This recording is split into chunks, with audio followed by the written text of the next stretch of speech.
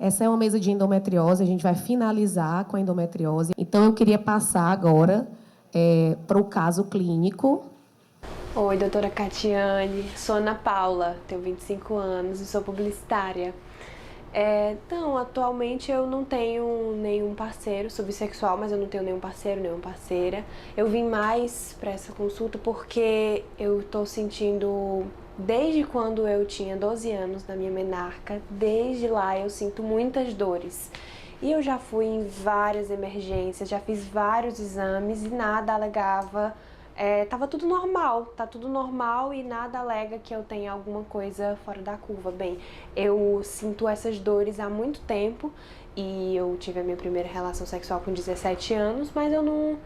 nada alterou. E eu sempre senti essa dor no pé da barriga, sabe? E desde sempre eu senti essas dores muito fortes e eu sentia mais no período menstrual. Só que aí, agora, nesses 2 últimos anos em que eu fiz vários exames, tudo estava normal e essa dor só faz aumentar e eu agora acabo sentindo essa dor até mais, até fora do período menstrual. Então isso me preocupa demais, eu queria tomar alguma coisa para diminuir ou para parar de menstruar mesmo, porque realmente me deixa muito mal, eu sinto muita cólica, muita fadiga, muito estresse. E fora da menstruação, normalmente, quando eu sinto essas dores, elas são assim horríveis, nota 10 de dor. Então essa dor, ela vem aqui do pé da barriga, vai pro ânus e eu sinto a cólica muito forte, até fora do período menstrual. E eu até achava que eu poderia ter alguma alergia, alguma coisa com alguma alimentação, porque tudo que eu comia eu sentia que eu tinha ou diarreia ou constipação. Eu ficava com o intestino muito preso. Então eu não entendia muito bem, porque eu fazia de tudo, eu até prestava atenção na alimentação, prestava atenção no que eu comia, mas eu nunca descobri a causa disso. Então era mais pra isso, né? Porque eu não identificava nada, não sabia o que estava causando essa dor e só estava piorando, então eu realmente vim na intenção de ou parar a menstruação ou tomar alguma coisa para não sentir essas dores. Então, outro caso bem emblemático, né? Uma paciente jovem com muita dor, uma dor pélvica acíclica, né? Que ela não consegue perceber tão bem o que é de gatilho, se é alimentação, se é um alimento específico ou não, e sempre negligenciada, né? Eu queria que o Alexandre falasse um pouco sobre essa história natural da doença, né? Como a endometriose ela pode levar a uma dor crônica e suas consequências. Primeiro, eu queria agradecer pelo convite às meninas, e é uma honra enorme para mim estar aqui, principalmente nessa mesa, com tanta gente boa, tantos mestres, né, como o William, como a Kátia. Então, Kátia, a história dela é aquela história clássica de consultório, né? Paciente de 25 anos, que chega com bastante dor, sempre negligenciada, nunca foi dada importância, sempre foi pedir exame de rotina normal, nunca pensado em algum momento da vida dela, né, dos 12, desde a menarca dela até os 25 anos, em alguma endometriose, alguma outra causa de dor pélvica crônica, né, e essa paciente começa a se queixar e vem buscando algum tipo de tratamento. Eu acho que a história natural da doença ela é justamente essa, né? Ela começa lá, geralmente, no meio da menarca, a paciente começa a ter dor e ela vai evoluindo essa dor, né? Por conta justamente de não tratar dessa dor e de não identificar o motivo pelo qual ela sente essa dor. E essa dor ela vai se tornando de uma dor cíclica para uma dor acíclica, por conta justamente da estimulação que ela vai tendo, né? E, consequentemente, essa dor ela vai se transformando com o passar do tempo. E justamente como fala a literatura, né? Hoje em dia a gente vê que reduziu um pouquinho ainda o tempo, né? Esse gap entre início de sintomas e diagnóstico, mas ele continua sendo um gap muito alto ainda, né? De 7 a 10 anos ainda é muito grande, né? Em alguns locais, na Europa, por exemplo, chega a ser de 6 anos e em outros locais chega a ser de 12 anos. Então ainda é muito grande. E aqui no Nordeste, aí trazendo um pouco aqui para a nossa realidade, principalmente a minha realidade lá de Salvador, da Bahia, o que eu vejo muito é pacientes em torno de 12 a 15 anos, né, para ter o diagnóstico de endometriose. Geralmente são pacientes muito sofridas, né, e pacientes que acabam chegando para a gente com a única resolução que ela quer ela quer se livrar daquela dor de qualquer maneira, independente do que seja. Se for para mutilar, me mutile, porque eu não quero mais sentir dor. Então, essa é a história natural da doença, né, que a gente vê. E isso é muito triste. E muito perigoso, né? Porque a gente vê muito essa recorrência de cirurgias de maneira inadequada num paciente com dor crônica. Às vezes, a gente chega com 10 cirurgias, né, no consultório e nunca com esse manejo adequado da dor, né? E aí eu queria ouvir um pouco da Gisele e da Nara sobre esse manejo multidisciplinar que tem que ser muito antes de um procedimento cirúrgico, né? A gente tem hoje várias revisões da literatura que mostram a importância da gente ter uma alimentação, principalmente uma alimentação com menos fermentadores, porque tem essa sinergia com a síndrome do intestino irritável, que muitas vezes nem é a síndrome do intestino irritável por si, é um sintoma de endometriose mesmo do processo inflamatório, assim como todas as síndromes miofaciais associadas, que geram um processo de dor crônica junto ali do conjunto da obra, né, junto com a inflamação. Então, eu queria que você falasse um pouquinho sobre o papel da Nutri na dor crônica. Boa tarde a todos. Essa paciente é uma paciente que provavelmente terá uma boa adesão à dieta, porque ela demonstra na fala que ela quer qualquer coisa que melhore o sintoma. Então, isso favorece muito a adesão da dieta. Quando a gente tem uma paciente assim, que ela relatou muitas alterações intestinais, né? Ela referiu que oscila, diarreia com constipação, ela tem um quadro de sensibilidade pélvica. Então, independentemente dela ter realmente uma síndrome do intestino irritável ou não, ela se beneficiaria da dieta FODMAP, que é essa dieta com a redução dos carboidratos fermentáveis, né?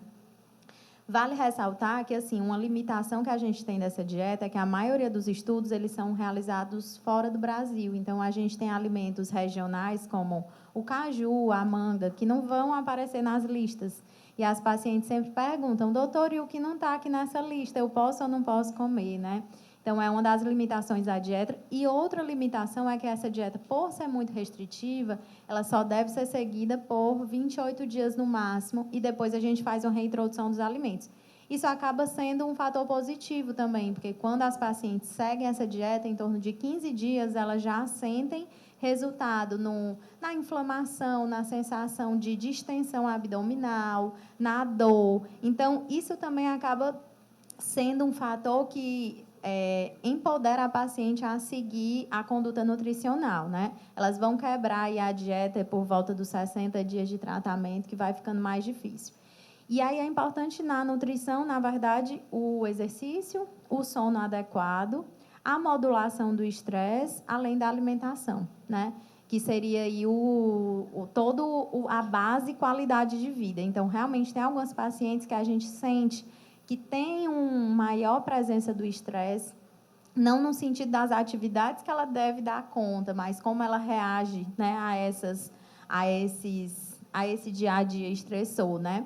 E na alimentação também, a gente, depois dessa fase FODMAP, né, a gente começa uma reintrodução, e nesse momento é bom incentivar o consumo de alimentos bons. O que a gente vê é um baixo consumo de frutas, verduras, né, mais consumo de industrializados. Então, nesse momento, a gente vai priorizar esse incentivo ao consumo do alimento adequado e substituindo os que não são tão interessantes. Tem um estudo que ele traz também, e aí, assim, das nossas pacientes que a gente acompanha, só tem 2 que a gente teve benefício com isso, que é a intolerância ao níquel, né?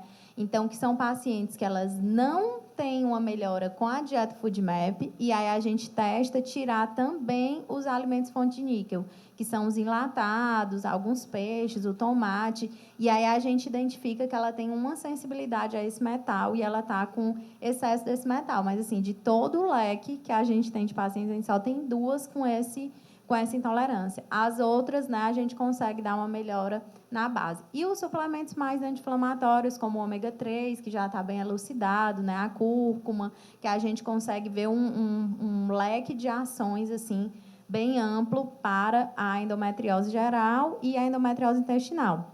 Só citando que teve a mesa anterior, inclusive a paciente falava do café, né? Eu vi que o café podia prejudicar a endometriose e a fertilidade, né? O que os estudos trazem é o excesso da cafeína. Então, realmente, se a paciente vem tomando uma suplementação de cafeína, agora está na moda, né? Aqueles Ultra Coffee, de pré-treino, Super Coffee, que realmente vem numa concentração maior de cafeína, a gente evita, porque pode ser um ativador de dor, de inflamação. Mas aquele café coado uma vez ao dia, meia xícara, não vai ter problema. Tem também aquelas pacientes que tomam um café ao dia, né? Ele começa às 7 horas da manhã e vai até 7 horas da noite, que também deve ter essa conscientização. Mas, no mais, acredito que seja isso. Gi. Então, queria também agradecer o convite, né? Deu certo, cheguei, mas, assim, sobre a físio, né? Para essas pacientes, a gente tem uma associação, né, da endometriose com disfunções musculoesqueléticas, então a gente precisava fazer uma avaliação. A dispareunia não aparece como uma queixa principal, né? Ela está sem atividade sexual, ela não apareceu, mas é provável que logo que isso vire uma pauta na vida dela, né, que ela retome a atividade sexual ou tenha um desejo mesmo de ter algum tipo de penetração, ela sinta essa dor.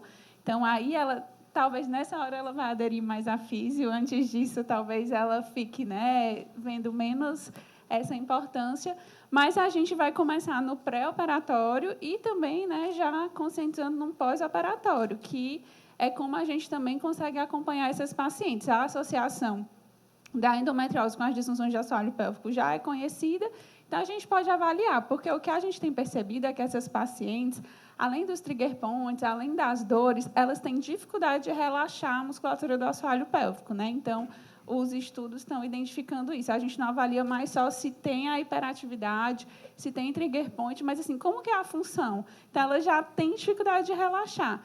Chegando o estresse, chegando o pós-operatório, chegando outras questões, piora da inflamação, ela pode evoluir com a dispareunia, com a dor, né? Então, a gente já começa preventivamente já trabalhando essa funcionalidade do assoalho pélvico.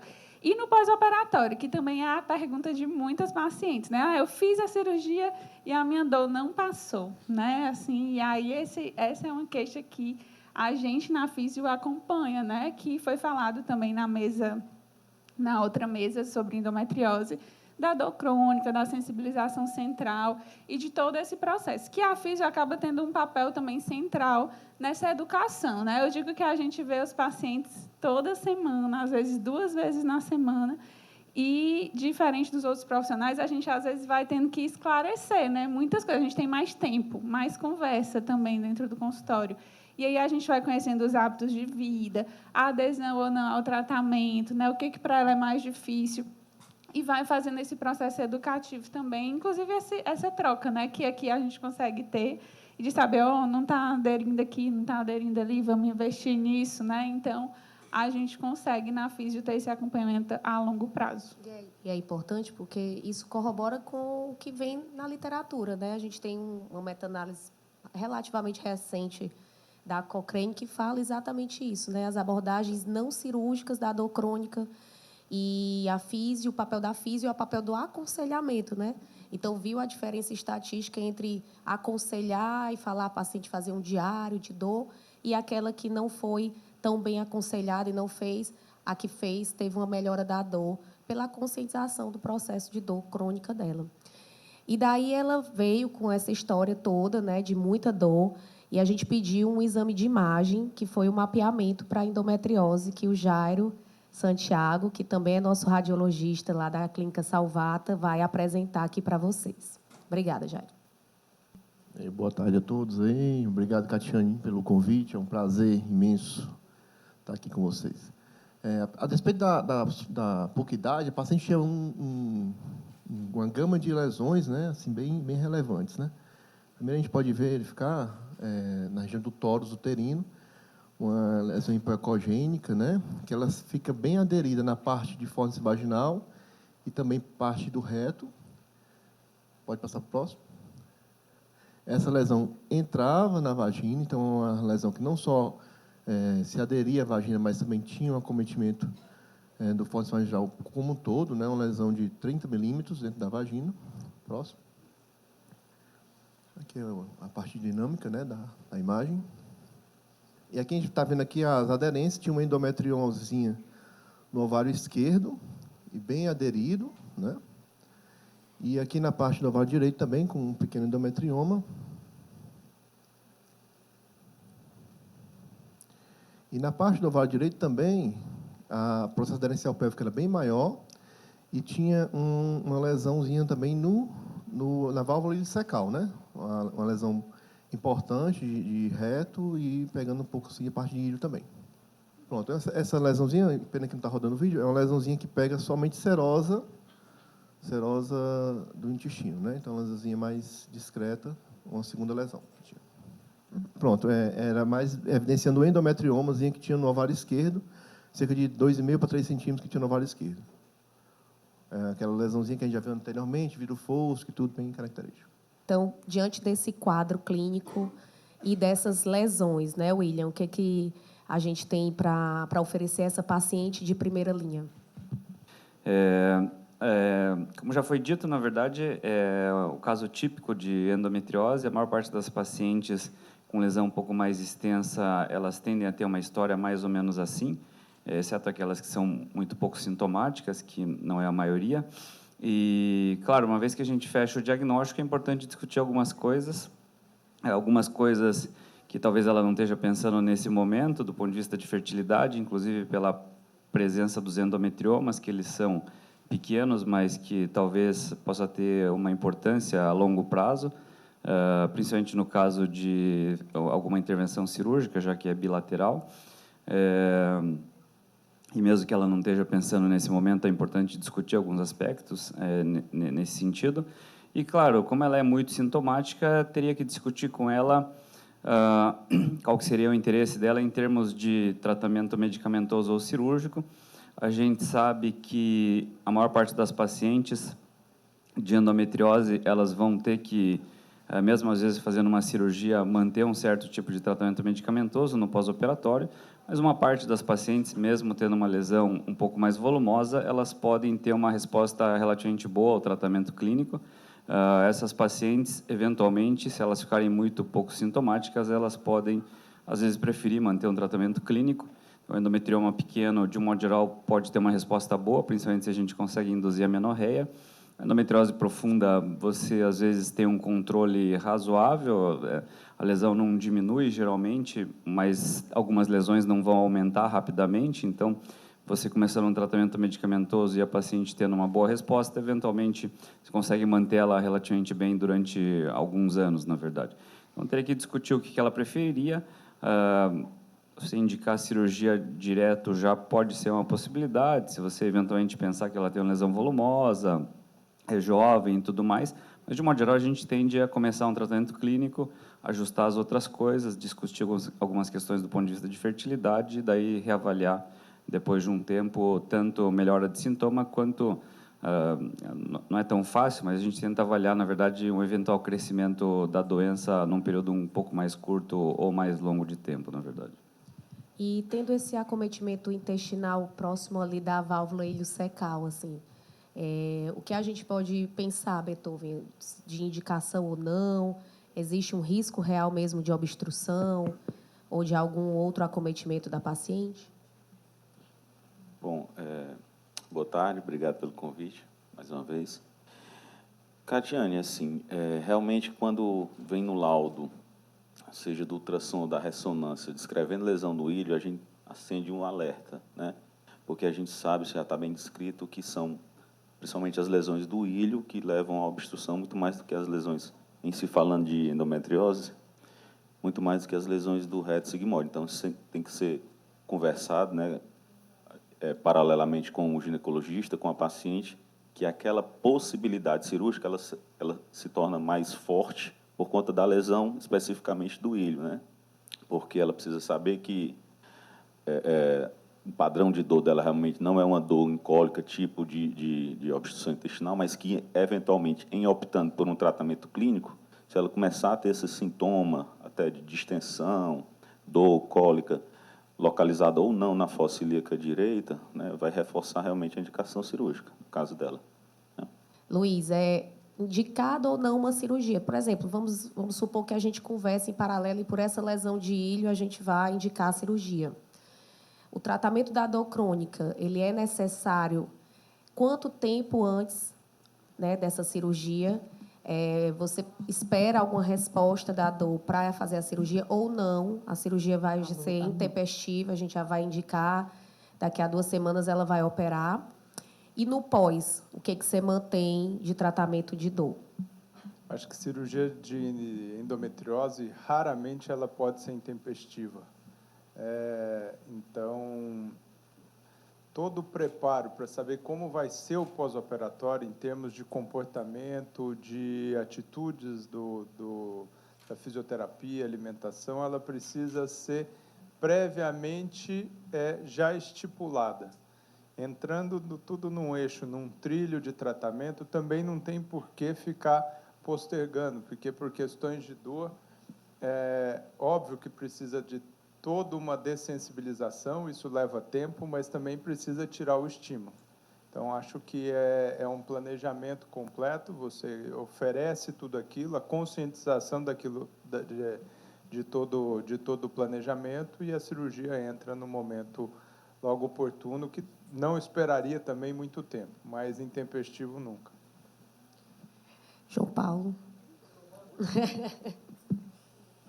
Queria que você comentasse também se, nesse caso, você indicaria a cirurgia ou começaria só com tratamento clínico e reavaliaria logo depois, em pouco tempo, e quanto seria esse tempo? Cátia, com os pacientes eu gosto primeiro de ganhar tempo para alinhar a expectativa, porque na cabeça da paciente ela entende que ela vai ser curada de endometriose. Eu falo, olha, a sua cirurgia pode melhorar a sua qualidade de vida em 30%, 40%, 50%, mas é uma caixinha de surpresas. Então, ureter não está fechando, intestino não está fechando, não tem algum bloqueio de plexo sacral ou ciático sério, vamos empurrar essa paciente um pouco com a barriga. Que sejam 3, 4, 6 meses, tenta o tratamento clínico, fisioterapia, para já preparar ela para realinhar a expectativa do que será o seu pós-operatório, prepará-la para isso, ela vai para casa, ela vai trazer tudo que o Dr. Google e Alexa e ChatGPT já explicaram para ela, e você vai rebater tudo isso, porque é verdade, o nosso consultório hoje em dia, a gente não tem mais o conhecimento, o que a gente tem é o discernimento do que é razoável, do que é tão razoável assim, do que é o Instagram. São 3 coisas diferentes. E você vai preparando ela para uma cirurgia. Né? A gente tem que lembrar, ainda mais cirurgias intestinais, não são cirurgias isentas de risco, você tem que ir orientando, você tem que ir conscientizando, você tem que ir desmistificando uma ileostomia de proteção, uma colostomia, um desarranjo fisiológico, alguma coisa dessas. Então, cirurgia de cara, se não for, estiver fechando o intestino, se não for uma suspeita de um apêndice que pode ser câncer, etc., ou não for um ureter fechando, vamos enrolar um pouco para operar. E, Fernanda, você pediria algum exame a mais com essa imagem aí, iliocecal, ou está satisfeita com o mapeamento?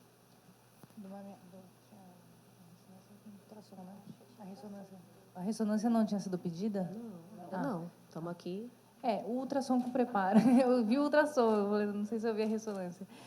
O ultrassom com preparo, eu acho que estava bem adequado, daria para já fazer o diagnóstico, fazer o acompanhamento. Eu também concordo muito com o que o João falou aqui, em alinhar a expectativa da paciente, para a gente orientar ela também em relação ao tratamento clínico completo, né? E de como vai ser também o processo, tanto antes como depois da cirurgia. Ela entender a parte da dieta anti-inflamatória, que eu particularmente também, como acho que a maior parte das pessoas aqui acha super importante, eventualmente a fisioterapia também, e não indicar a cirurgia logo de cara, mas eu acredito que pelo menos para a parte intestinal ali o ilho já está bem servido com o ultrassom com preparo. Joia. Então, essa paciente foi iniciado o tratamento clínico dela, multidisciplinar, com a fisioterapia, a terapia da dor, pregabalina, em associação com alguns bloqueios e com a fisioterapia pélvica, o bloqueio hormonal, e a paciente volta 4 meses depois com uma história de que teve uma dor abdominal intensa e que levou a uma urgência e que abriram, viram uma coisa esquisita, não acharam o apêndice e fecharam. Mas ela melhorou da dor e ela voltou com essa história para mim. Essa história é real, nossa. E o colega nos referenciou, o colega cirurgião geral. E aí ela chegou com esse quadro. O que a gente faria? Vou passar aqui para a Mari, que está olhando assim de lado. Só para ela falar um pouco assim, o que ela faria com essa paciente 4 meses depois. Acho que a gente precisa de um exame de... Óbvio que fazer a anamnese adequada da paciente, né? Avaliar se não tem outras intercorrências, se tem alguma associação com hábito alimentar, alguma outra coisa. Avaliação com o nosso amigo Beethoven, né?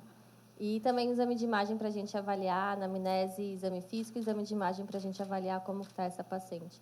Então, a gente pode repetir o ultrassom com preparo, ou pedir até uma ressonância para a gente poder avaliar melhor.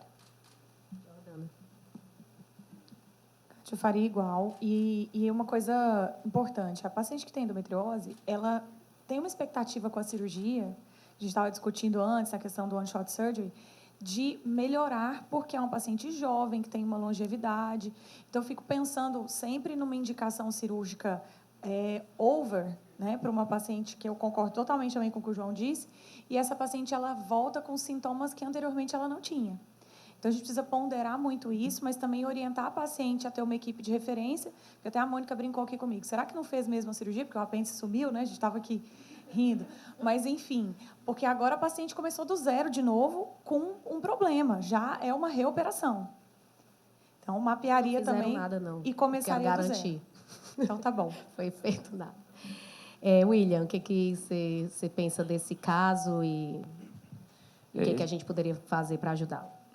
Essas pacientes com endometriose, principalmente na fossa ilíaca direita, uma parte delas, às vezes, é submetida à cirurgia de urgência, justamente pensando que pode ser uma apendicite e tudo mais. Em algumas situações, acaba sendo feita uma apendicectomia e confirma a endometriose mesmo, na verdade. Então, uma parte das pacientes, às vezes, elas são operadas de urgência nesse sentido.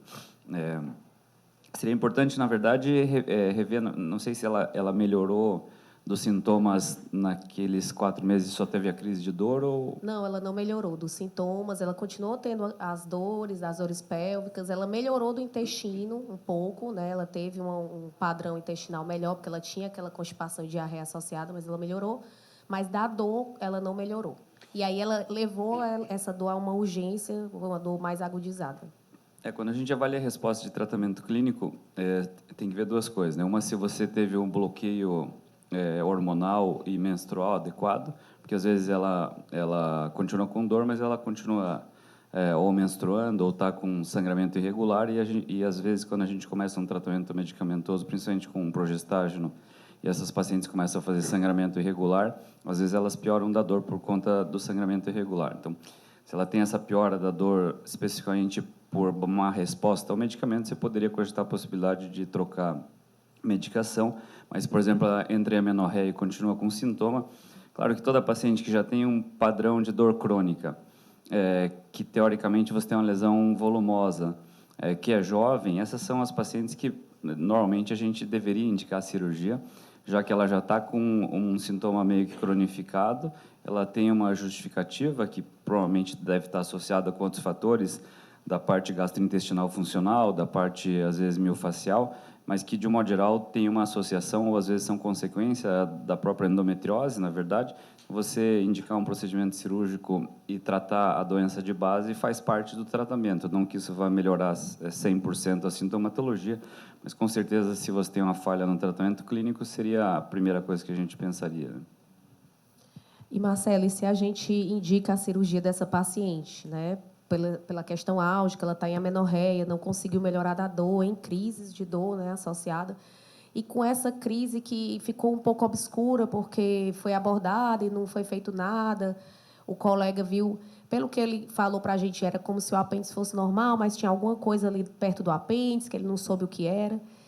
E daí, o que a gente recomenda do ponto de vista de fertilidade, já que ela tem um endometrioma relativamente pequeno, e a gente vai abordar cirurgicamente, lembrando que ela já veio com esse questionamento também, porque ela já tinha visto, né, que o endometrioma podia ter diminuição da reserva. Ela já veio com uma esterossalpingo, porque ela perguntou para as amigas, né, se tinha ou não algum exame a mais que ela podia fazer, e o hormônio antimileriano.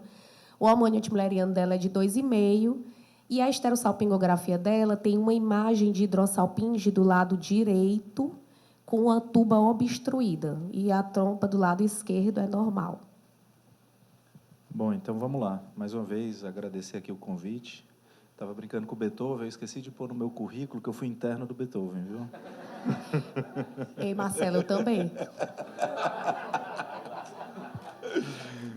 Mas, enfim, parabéns mais uma vez pelo evento, os convidados brilhantes, trouxeram até sol para o Ceará hoje, que fazia uma semana que só chovia. Muito obrigado, viu, pessoal?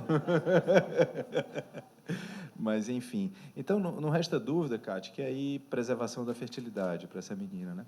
A gente vê muito no consultório, as pacientes vão preservar a fertilidade e eu acho que a gente está falando pouco sobre isso, né? Esse é um caso que não resta dúvida que ela vai se beneficiar, mas muitas vezes o que eu pego no consultório é pacientes de mais de 35 anos, e aí você vai naquele número mágico de quantos óvulos eu vou precisar congelar para ter um bebê saudável em casa. Então, a literatura que você pega, a literatura de fora, no qual as pacientes vão ter acesso mais rápido, mais fácil, e com uma idade menos avançada. Então, a gente fala ali 12, 15 óvulos, né? E aí a gente vai, muitas vezes, só que são pacientes com menos de 35, em alguns trabalhos menos de 30 anos. Então, a gente começa a perder, na nossa paciente aqui que chega no consultório com 36, 37, até esse parâmetro, que uma coisa é você ter uma quantidade de um óvulo de 30 anos, outra coisa é a mesma quantidade com óvulos de 37. Então, é completamente distinta a resposta dessa paciente, né? Mas, assim, no caso dela, não resta dúvida que é uma paciente que precisa da cirurgia e precisa preservar a sua fertilidade, né? Eu acho que, apesar de você dizer assim, é consenso, endometriose, você dizer que alguma coisa é consenso é difícil, né? O meu mestrado e doutorado foi dor e endometriose. E coisas que a gente fazia lá hoje são consideradas absurdas, né? As dosagens que eu fiz painel de mediador inflamatório, uma loucura para justificar. E você via que, de fato, aquela sopa de mediadores inflamatórios lá variava muito de paciente para paciente, até para a gente conseguir ter uma conclusão do estudo, foi um negócio meio complicado. Mas essa paciente, não resta dúvida, conversar muito bem com ela sobre a cirurgia. Acho que essa semana mesmo eu te passei aquela mensagem da colega médica, quando eu falei para ela, colega já de 35 anos, que o caso dela, ela precisaria fazer a fertilização, cirurgia para transferir embrião depois, ela começou a chorar na minha frente, no consultório. Porque cirurgia, o senhor falou cirurgia? Eu te falei. E aí eu passei para a Cátia, ela já tinha tido alguma indicação sua, aí eu sempre, os colegas que a gente trabalha em conjunto, sempre mando um áudiozinho antes, explicando até do perfil de cada paciente, né? Eu disse, essa paciente vai precisar de um acolhimento até maior do que o habitual, porque ela está extremamente fragilizada do diagnóstico e do tratamento, né? Então, mas não resta dúvida de que essa paciente tem que preservar a sua fertilidade, tem que fazer a cirurgia para melhorar a sua qualidade de vida, que está provavelmente péssima, né? E uma idade muito jovem, né? Agora eu quero saber da trompa, Alexandre, assim, porque ela é hidrossalpíngica e obstruída. E a gente vai para a cirurgia. Então, eu tiro ou deixo essa trompa lá? Tem que compartilhar com a paciente, conversar direitinho, sempre antes da cirurgia, compartilhar todos os riscos e benefícios da cirurgia, principalmente os riscos, né? Ela tem que estar muito ciente de que ela pode perder essa trompa, né? Eu tenho um caso mais ou menos parecido, uma paciente de 28 anos, que fez a estimulação, fez coleta, ela tem um embrião só, e ela não tinha na esterossalpingografia essa hidrossalpinge. A gente operou ela, tinha uma hidrossalpinge importante, fizemos a cromotobagem deu negativa do lado direito, a gente optou por retirar a trompa. Até porque quando a gente foi tentar soltar o endometrioma dela, essa trompa ela avulsionou do útero, ela soltou do útero, de tão inflamada que ela estava. Então a gente acabou retirando. Mas no caso dessa paciente aqui, eu acho que tem que ser avaliado no intraoperatório. Avaliar no intraoperatório, ver se vale a pena fazer ali uma salpingoplastia, avaliar, ver se realmente essa histerosalpingografia dela estava realmente correta, né? Fazer uma cromotubagem intraoperatória para ver se vai ter algum tipo de passagem de líquido ali. E na hora da cirurgia decidir. Se realmente estiver, né, muito complicado, a trompa estiver bem comprometida, eu acho que essa paciente vai acabar perdendo essa trompa, né? Entretanto, a gente tem que ter segurança de que a outra trompa está realmente viável e de que esses ovários dela vão estar ali realmente bem posicionados, bonitinhos, e que ela possa ter uma possibilidade de gestação natural com a trompa do lado esquerdo. Ela foi para congelação de óvulo, né? Porque ela não tinha parceria, e ela teve uma resposta boa, foram 25 óvulos. Mais curioso é que ela só conseguiu o óvulo do lado esquerdo, que era o lado onde tinha o endometrioma. Do lado direito, ela não conseguiu nenhum óvulo. E tentou-se estímulo, foram 2 vezes o estímulo e não teve nenhum óvulo do lado direito. E daí a gente vai para a cirurgia. E eu queria chamar a doutora Ayane para apresentar, ginecologista, e terminou o fellow aqui no Instituto Salvato de Educação, e vai apresentar esse caso. Boa tarde. Essa paciente realmente foi para a cirurgia, e aí tinha um comprometimento importante ali de fundo de saco posterior. Aí o fundo de saco anterior realmente era uma lesão bem extensa, e tinha uma lesão, aí o diafragma, né, sem alterações, e tinha uma lesão também, vai voltar ainda para o apêndice, que passou bem rápido. Então, iniciando já na sistemática, né, ureterólise à esquerda, essa adesiólise aí entre a trompa e o ovário. E aí, quando você manipula, você já percebe a drenagem ali do conteúdo bem característico do endometrioma, à esquerda. Então, inicialmente, a adesiólise, depois a gente vai mostrar a abordagem desse endometrioma. A ressecção do uterossacro esquerdo, né, lembrando ali da importância da ureterólise antes dessa ressecção. E aí, nesse caso, foi utilizada energia ultrassônica. E aí, no fundo do saco posterior, tinha lesão de septo, de vagina, de tórax, tinha uma adenomiose externa também. Primeira ressecção dessa lesão de septo, a alça realmente fazia um looping ali, né? Tinha aderência entre o apêndice, reto, e uma lesão de fundo de seco. E aí, já na sistemática da cirurgia, a ureterólise à direita. E aí a dissecção do espaço pararetal direito, né? A abertura ali do espaço, a alça, realmente a gente vai ver que tinha uma lesão de reto também, importante. Tinha aderência entre útero e reto também, um comprometimento importante do espaço posterior. Dissecção do espaço reto vaginal, importante ali para a abordagem do reto também, a liberação. E aí, essa lesão era uma lesão em placa, né? Que acometia tórax, vagina, e tinha associado um adenomioma. E aí foi realizada a adenomiomectomia externa também.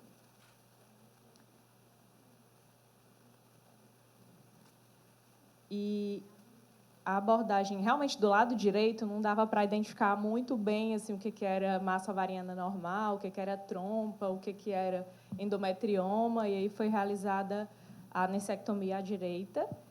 E aí, como realmente endometrioma é um marcador, né, de lesão profunda, você pode ver que a fossa estava bem comprometida também, mas não tinha aquele comprometimento muito lateral. Então, foi feita a ressecção da fossa, e aí já mostrando a ressecção do uterossacro, né, você vê a uterina ali cruzando em cima do ureter.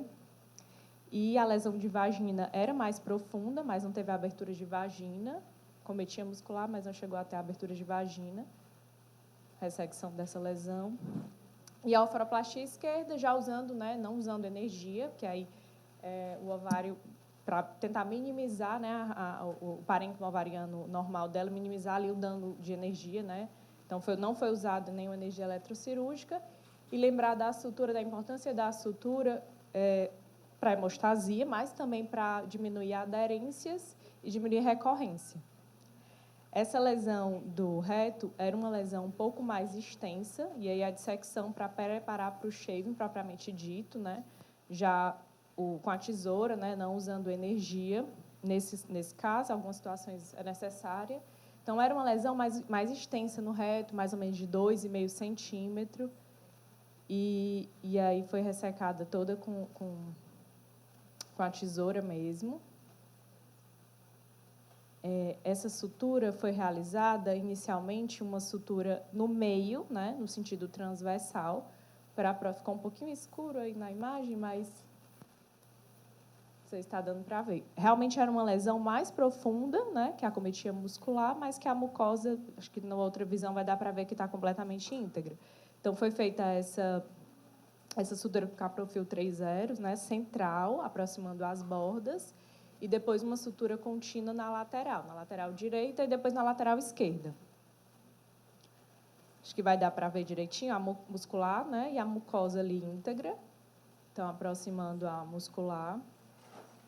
Então, realmente, assim, apesar de ter sido uma lesão extensa, foi uma abordagem mais conservadora nesse caso. Mais benéfica para a paciente, né? Não precisou ir para uma ressecção discoide, nem para uma ressecção segmentar. E aí foi feita a sutura contínua do lado direito e agora a sutura contínua do lado esquerdo.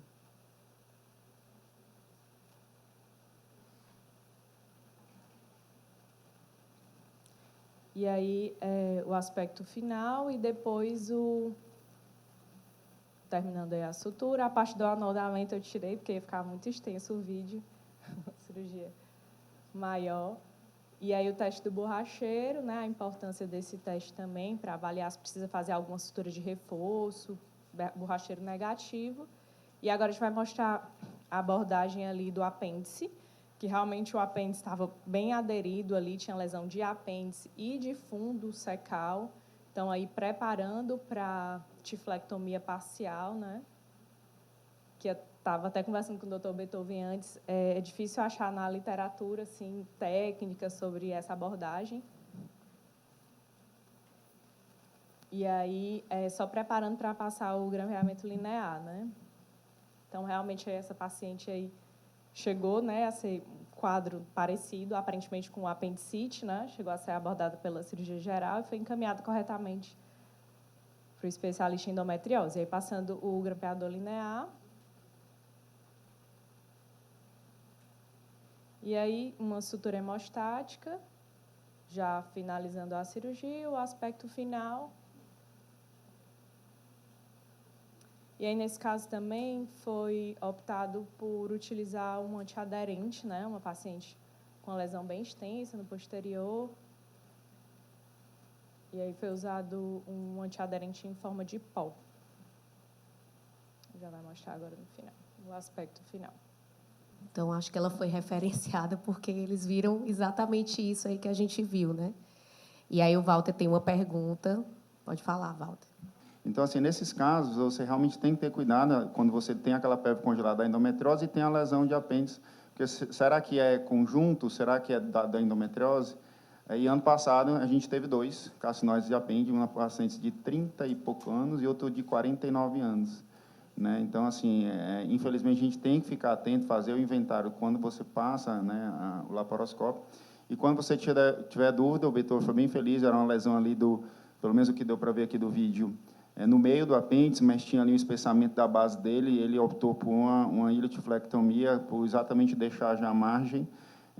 Se porventura fosse um tumor e carcinóide, ele já teria feito a cirurgia curativa também. Né? Então, só ter esse alerta. Quando for o ginecologista e tiver dúvidas, chamar pelo menos o cirurgião coloretal ou cirurgião digestivo para dar uma olhada, que eventualmente engana a gente. O que você comenta desse caso, Beethoven, que foi bem emblemático, né? Foi há pouco tempo atrás. Primeira coisa, dar os parabéns para a equipe que operou e não mexeu nesse intestino, nessa pelve, né? Porque às vezes você pega uns cirurgiões, às vezes mais experientes, né, que são mais agressivos, ou contrários, cirurgiões mais jovens que estão mais empolgados e querem tentar resolver, fazer alguma coisa pela paciente. Mas provavelmente eles identificaram que se tratava de endometriose e preferiram referenciar. Então, para a gente que vai fazer a cirurgia definitiva, é bem melhor. Né? Em relação primeiro, a imagem que o Jairo descreveu, realmente é muito difícil no pré-operatório, seja por ressonância ou por ultrassom, até a ressonância é um pouco melhor para para essas lesões de ilho, né, as lesões mais laterais, mas às vezes é difícil dizer se esse espessamento que ele vê realmente atingiu a muscular do ilho ou não. Não é tão fácil, até pela proximidade do transdutor, como eles conseguem ver no reto. Então, a gente vai para essas cirurgias sem saber se vai fazer uma apendicectomia, se vai fazer uma iliotiflectomia, se vai fazer uma tiflectomia linear, vamos usar esse termo, já que a gente não vai encontrar isso aí na literatura, né? São cirurgias, essa cirurgia que a gente fez, no caso dela, retirando o apêndice e a base do apêndice, que estava tudo ali acometido pela endometriose, era um novelo, e o diagnóstico definitivo a gente só sabe mesmo no histopatológico, né, Walter? E o grande divisor de águas é realmente se a gente consegue, naquela dissecção, liberar a válvula ileocecal, né? Eu me lembro, tem um caso emblemático, a Catiane lembra também, que às vezes você fica ali dissecando e não sabe se vai conseguir preservar a válvula ou não, e teve um caso que a gente passou o grampeador e ficou na dúvida, depois teve que abriu, suturou o ilho, e assim, você vai fazendo uma coisa meio que artesanal e realmente só consegue definir o que é a técnica ideal no momento da cirurgia, né? Então, no caso dela aí, eu até corrigi o que o Walter falou, a gente não fez uma iliotiflectomia porque o ilho realmente estava aderido, mas estava preservado. Quando a gente secou, a gente viu que o ilho e a válvula ileocecal estavam preservados, então retirei com grampeador linear só o apêndice e uma parte do seco. Em relação ao reto, o colega perguntou por que eu não usei o grampeador. Às vezes eu nem gosto, eu tenho visto essa terminologia nos congressos, nos cursos que eu assisto de endometriose, nem sei se a gente deve chamar isso aí de shaving, né? Porque isso é uma nodulectomia, apenas não usei o grampeador, né? Retirar toda a camada muscular, muitas vezes a gente tira até também a mucosa, faz a parede total, o reto está aberto, e opta por suturar. Não tem uma técnica correta, nem uma técnica errada, é aquela que realmente você vai se sentir à vontade. Então, se você está numa plateia onde 90% dos cirurgiões disserem que optariam por um grampeamento de SCOD, que eu também gosto muito, não estaria errado, nem essa. O importante é ressecar com a menor cirurgia, né, retirando as lesões, e é isso que eu explico para as pacientes no pré-operatório. Outra coisa importante comentar em relação a que foi falado até lá fora, em relação à ileostomia protetora, que no caso dessa paciente eu não chego nem a comentar sobre isso, independente de ter lesão no ilho, né, eu converso realmente quando tem lesão maior e mais baixa, mas no caso dela, me lembro que eu conversei com ela e a gente avisa que pode ter uma ressecção bilateral, que pode ter até mesmo uma segmentar no lado esquerdo, no sigmoide reto, mas não é uma paciente que eu conversaria sobre ileostomia, independente de ter ou não lesão no ilho, né, porque ela não tinha uma lesão grande e baixa. É isso, né? Tanto no exame de imagem como no toque retal, a gente já descartou isso aí. William, e o que você acha dessa, entre aspas, destruição do anexo direito, né? Você vê muito isso na sua prática e na literatura? O que se fala sobre isso? Se tem algo?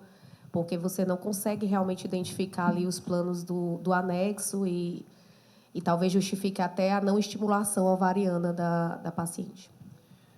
Esse tipo de situação não é muito frequente, mas talvez essa seria a grande preocupação quando a gente vai operar endometriose profunda, mesmo quando a paciente não tem endometrioma, que você poderia, em uma situação ou outra, chegar ali e você se perder no anexo. Às vezes a trompa está toda dilatada, o ovário perdeu a forma, na verdade, e você tem uma massa anexial que é difícil você distinguir o ovário da trompa. Acontece mais quando tem hidrossalpinge volumoso ou quando tem um endometrioma maior, ou quando está hidrossalpinge com endometrioma, mas é uma situação que uma vez ou outra, às vezes, a gente acaba se deparando, na verdade. Quando a gente vai tentar deixar alguma coisa, você vai rente a trompa e vai cortando rente a trompa e deixa o que fica para o lado, na verdade, ou senão você faz a anexectomia completa, né? Mas são algumas situações que são complicadas, na verdade, quando você, às vezes, não congela óvulo ou embrião no pré-operatório, na verdade, você encontra isso na cirurgia. Como ficou? Não? Ela está bem, é uma paciente que agora, né, está dizendo... eu prefiro realmente abordar a trompa, eu não deixo a hidrossalpinge Eu geralmente converso com a paciente sobre uma reoperação no futuro, a gente não sabe, um reop é muito mais complexo do que a primeira cirurgia, então acabo conversando com ela. Não sabia que ia ter que tirar o anexo, né? Mas a gente tinha conversado antes sobre a congelação. Ela melhorou da dor, ela está hoje com EVA 6 de 10, ela tinha 10 de 10. A gente está neuromodulando ela ali com a medicação, físio, nutri, associadamente. Ela não teve disfunção miccional, né? Porque a gente não chegou ali em parâmetro mais baixo, né? Porque algumas lesões mais profundas da lateralidade ali perto da veia uterina profunda, a gente já se preocupa previamente, como a gente conversou na mesa anterior, e já pensa ali na disfunção miccional associada, mas ela não teve disfunção miccional associada, então ela está caminhando no tratamento da dor, né? Que é o que eu digo muito para as pacientes, ali é um caminhar, né? Talvez é um início de um processo de melhoria, mas que é contínuo e duradouro, né? A gente, às vezes, tenta usar, né, o azul ou até o próprio soro mesmo, assim, quando não é para identificação, quando é para perviedade, eu gosto muito do soro, porque eu já vou lavando a cavidade com o soro. E aí eu acabo nem fazendo azul, porque no outro dia a paciente fica com urina, com xixi verde, e aí fala, e aí eu acabo usando um pouco azul, uso muito soro. E a gente consegue visualizar, porque a câmera, né, fica ali pertinho da trompa, a gente consegue ver melhor. Mas, às vezes, a gente usa o azul também. Nesse caso, a gente já tinha optado por fazer a salpingectomia, acabei não utilizando por isso, e a cromatubagem do outro lado era positiva. Porque o vídeo era muito extenso, a gente não colocou tudo. Cátia, só corroborar o que você falou, eu também eu acho que na conduta da hidrossalpinge ou dessa dilatação de tuba, enfim, eu acho que a gente tem que ser mais agressivo do ponto de vista da fertilidade. Eu acho que a tuba doente não tem por que você preservar. E a coisa que mais me incomoda no consultório é, às vezes, quando a paciente... Eu atendi essa semana, foi semana passada, enfim, a paciente, 2 meses, já fez os exames, ela já chegou com os exames e tinha um hidrossalpinge. Jovem, antimileriano bom, espermograma normal, outra trompa normal. E aí? Né? Eu não sei nem o que eu diga para a paciente. Deixa essa trompa doente, não deixa. Eu falo para ela, ó, a gente não tem resposta para essa tua pergunta.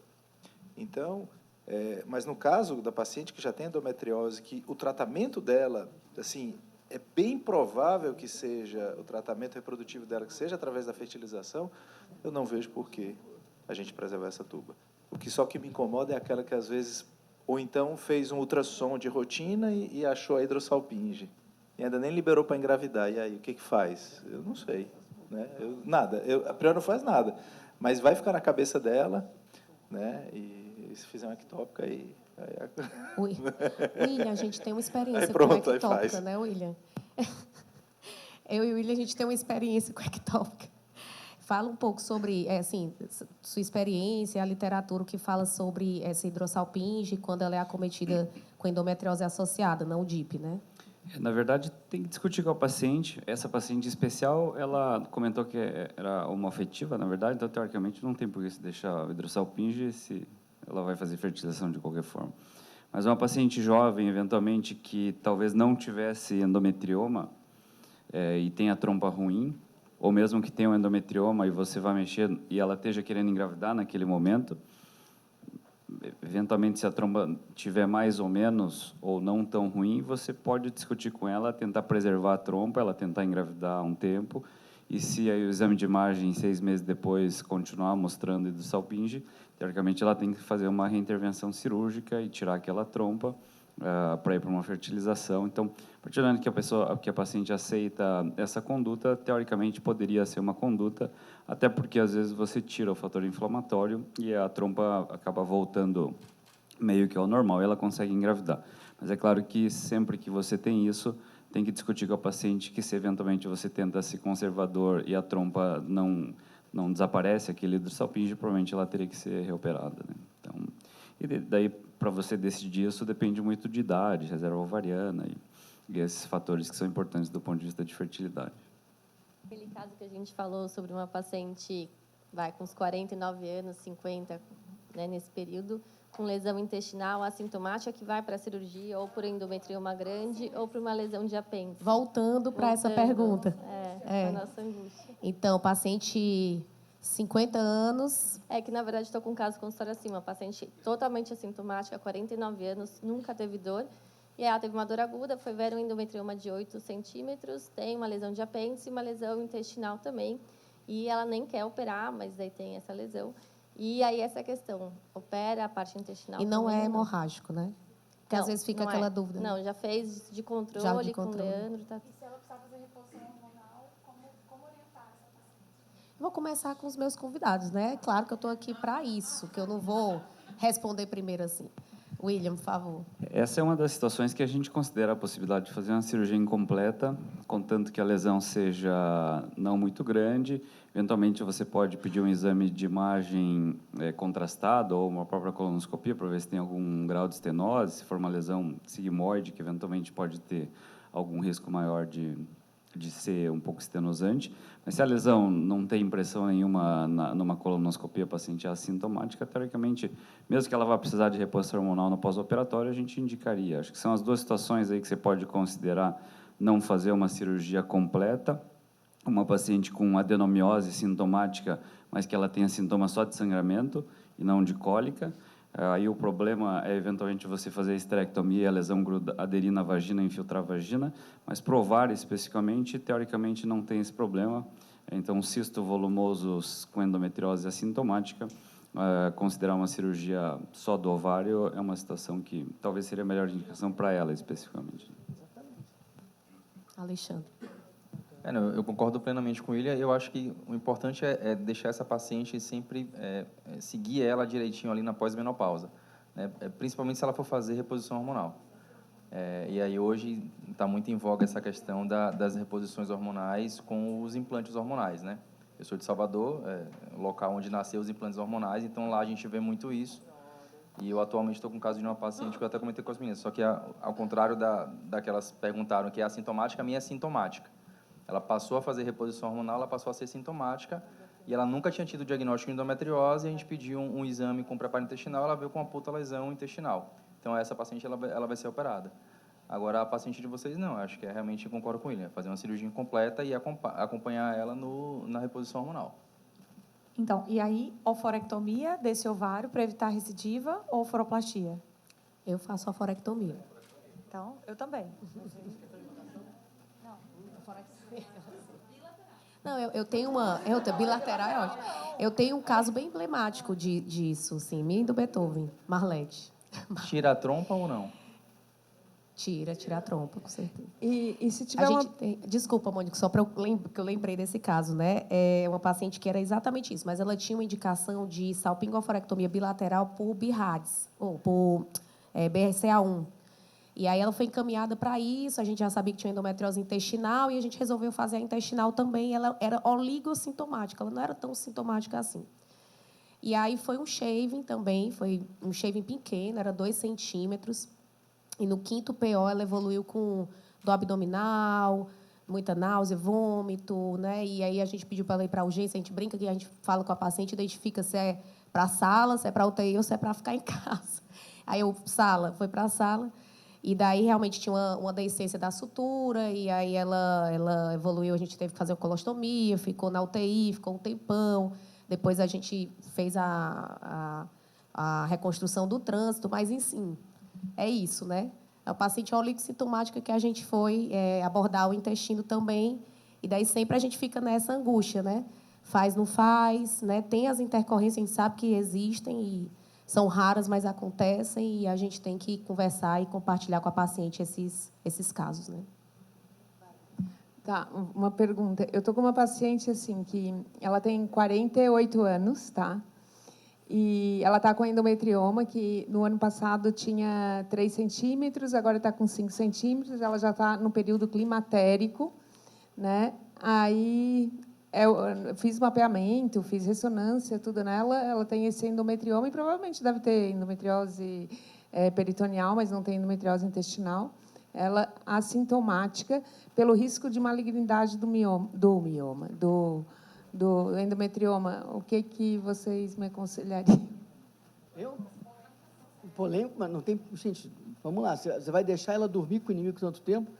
Tira esse ovário e segue em frente. Aliás, tira a trompa junto, é mais um código e vamos em frente. Pronto. Eu adoro o João, porque ele sempre traz essas coisas polêmicas. Não, em relação ao endometrioma, ele é um tumor benigno de ovário, mas ele está discretamente associado, né, a câncer de ovário. Então, assim, a gente é muito conservador na paciente jovem que tem um futuro reprodutivo na frente. Na paciente que está ali na menopausa, ela não vai entrar na menopausa com endometrioma, né? Assim, o endometrioma, ele é cirúrgico. Quando a gente vai operar, é outro 500, mas ninguém entra na menopausa e fica acompanhando o endometrioma na menopausa, pelo menos. Luiz Flávio. Ela precisa de uma amostra histológica desses cistos, se oforoplastia, se aí é a conduta individual de cada um. Mas, sim, eu operaria para saber o que, para ter a certeza pela faixa etária, pelo crescimento e ponto.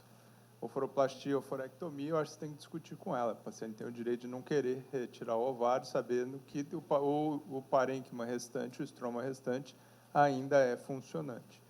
A representatividade disso para o futuro ou não, aí também ninguém vai ter essa resposta, porque a gente não vai saber qual dos dois e como isso vai evoluir. Mas eu acho que é ponto pacífico a necessidade da histologia. O endometrioma na perimenopausa e pós-menopausa é complicado, porque a maior parte delas entra na menopausa e o endometrioma vai diminuindo progressivamente. Então, teoricamente, eu acabo não indicando cirurgia para todas as pacientes que têm endometrioma e entram na menopausa, quando o endometrioma diminui na pós-menopausa. Mas, claro, se ele começa a aumentar ou não tende a diminuir, a gente acaba, de modo geral, operando, de um modo geral, fazendo oforectomia, mas é claro que a oforoplastia também pode ser uma opção. E, não sei, em alguma das mesas ali de ovário, alguém falou do tamanho do cisto. Eu tenho uma paciente com transformação maligna, com endometrioma de 1,5 cm, na verdade. Eu tenho também um. Teoricamente, o tamanho não quer dizer nada. Acompanhando 4, 5 anos, e depois, de um ano para o outro, o CA125 foi lá para 1.000, e daí passei em 30 e menos de 40 anos. Eu tenho um igual que faleceu há pouquíssimo tempo. Foi bem catastrófico, assim. Gente, eu queria agradecer demais a vocês todos. Então, eu vou aqui agradecer, vou passar aqui só a palavra rápida para as meninas também. Muito obrigada por essa plateia lotada. Vamos tomar o nosso choppzinho ali fora.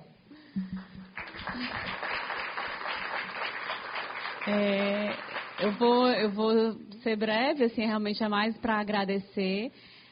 A Cati teve que citar essas pessoas porque foram muito importantes para a gente, assim, para tudo acontecer.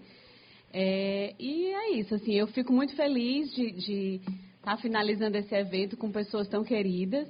Eu acho que a nossa experiência, assim, no dia a dia com o ensino, com a medicina, faz com que a gente aprenda muitas coisas, né? Muito mais do que muito mais do que estudo científico, né? Eu acho que a gente aprende muitas coisas assim de amizade mesmo, e isso aqui é só a consequência, né, de tudo isso. Então, muito, muito obrigada e até a próxima. Não tem como eu não ser repetitiva, né? Vou só finalizar agradecendo mesmo. Obrigada a todos pela participação, colaboração. Tá todos aqui, né? Com essa vitalidade toda. Tudo bem que o shopping dá uma animada, mas é muito bom ver amigos e ver um nível tão grande, né, de evidência e de interação, né, de toda uma equipe, que não é só Fortaleza, é Brasil, é mundo, e a gente vê como é coeso, né, o grupo da cirurgia ginecológica. Então, é muito bom ver uma cirurgia aqui, que a gente vê em São Paulo, no Rio, no Salvador, Maranhão, e aí Rio de Janeiro, Brasília, enfim, é muito bom ver toda essa representatividade do Brasil aqui na nossa terrinha. Muito obrigada, pessoal.